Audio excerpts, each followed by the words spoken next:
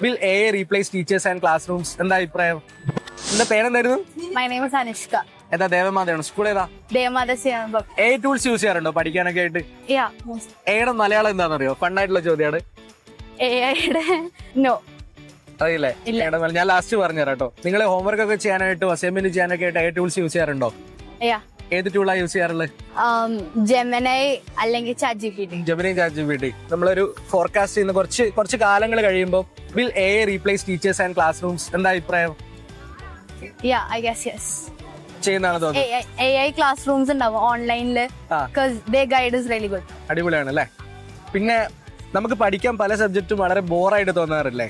അതിന് എഐക്ക് എങ്ങനെ ഫണ്ണാക്കാൻ പറ്റും തോന്നുന്നുണ്ടോ? Yes. എങ്ങനെയാ തോന്നുന്നത്?